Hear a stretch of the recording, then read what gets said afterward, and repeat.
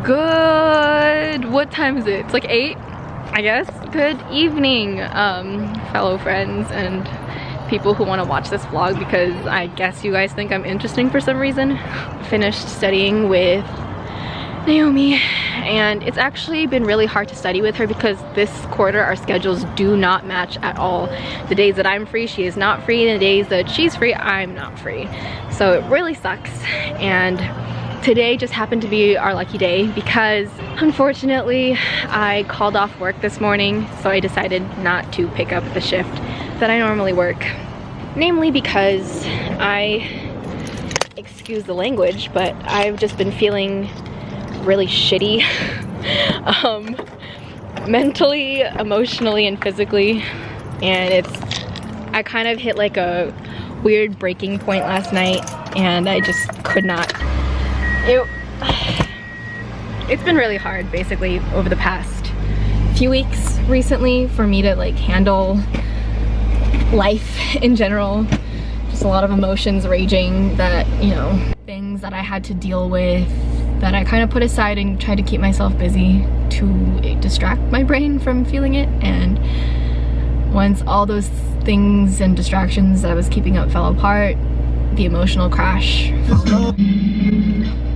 But yeah, it's been really hard to just find time for myself in general, and I decided to call off work and just not go to work at all. So I've been home and kind of just laying in bed all day.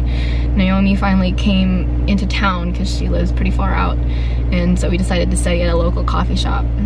So we've been studying for about like 4 or 5 hours at this point, and we only made it through one lecture. However, it is a really hefty lecture, and a lot of it was just cardiac stuff, which if you guys have been keeping up long enough, you know is my least favorite topic because I suck at cardiac stuff.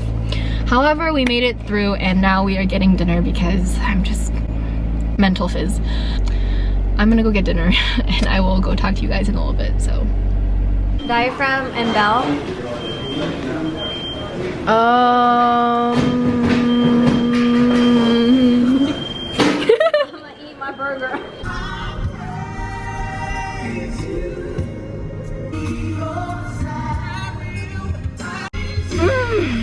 Deep breaths. Today's gonna be a good day. At least we're gonna try to make it a good day. Today is my very first official home health clinicals, where I follow a nurse around through her home health rotation and all of her patients, which kind of means that I don't have a set time that I'm gonna be done. I'm just gonna be following her around, and depending on how long she takes for each patient determines how long I'm gonna be here. So I guess we're just gonna go through our day and see how this goes. I'm actually kind of excited because in the past I've never really considered home health to be a possibility career-wise for me. I always kind of imagined nursing in the hospital setting, and I'm sure most of you do the same too. But I guess there is the option of home health, so we'll see if maybe I want to be a home health nurse someday. Hi guys, welcome to my vlog.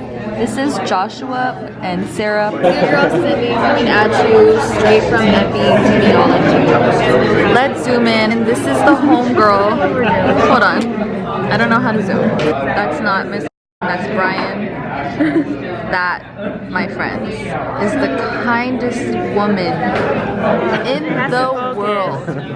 How do you focus? Focus. If you tap it, tap tap. She's number one professor. Number one, there we go. Anyways, back to studying. Do you guys want to know what your girl Avery actually does in class? Let's poke our head in. She doesn't look very productive. I don't know about you, but so. Hi. It was nice chatting, guys. Yeah, see you next time. You changed. Good afternoon now.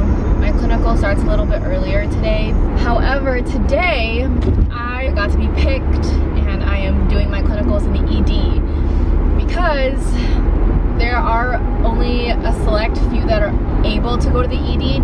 There's not enough weeks in the quarter of clinicals for us to be able to get everybody in the ED, but I was one of the lucky ones to be able to get picked to go to the ED today. So I don't actually have any care maps or of like paperwork to turn in, which was really nice because I got to sleep a lot last night. My brain and my body just has been like shutting down slowly. I don't know if I'm getting sick again or just whatever is going on. It doesn't feel good. I don't feel good. Yesterday I had my critical care test too, which was difficult, but not by any means that was impossible. It was honestly just difficult because I didn't study as much as I should have or wanted to. So I came into the test already knowing that I wasn't gonna get the grade that I wanted. You get the grade for the work that you put in, basically, and that's exactly what happened. I passed, so it was fine, but I knew in my heart that I could have done way better than I had. But we're gonna go to clinicals anyways and cross our fingers and hope that I get to put in as many IVs as I can and take out all of that inner frustration and sadness into some veins. I will see you guys in a little bit. Oh! I fell within the very bottom of my range on my test, by the way. Keep forgetting to mention that, but I will catch up with you guys later for Midnight S-Bars. Midnight S-Bar. So, I was in the ED today. My initial patient was a boy with cerebral palsy. Came in basically in sepsis. His fever was running out at like 103.6, 103.7 around that time. And then his blood pressure was seemingly starting to drop. He also had a heart rate of around 130s to 140s, so he was tacky. And then his blood pressure went from around 105 SBP down to an 82 SBP. We gave him some Dilaudid and suppository Tylenol, and it kind of helped a little bit. Vital signs were looking really off, and he wasn't doing too good. He came in with a hemoglobin of 3.6, and they're suspecting that he has a GI bleed on top of him going septic. And he also has kidney stones with a nephrostomy. They're thinking that the sepsis is actually caused from the kidney stones, causing some kind of kidney infection. And then, to add on top of that whole picture, after dealing with that patient, another patient came in to the ED from a ROSC, which, if you guys don't know what ROSC stands for, it means return of spontaneous circulation. So they had done CPR on him because he had collapsed outside by a clinic. And they got him back, brought him into the ED. He was doing okay. They went to go do some tests, and I actually got to put an OG tube and a Foley catheter into him, which was really exciting. And then he came back from his CT scan, an MRI, and all the other tests that they did on him.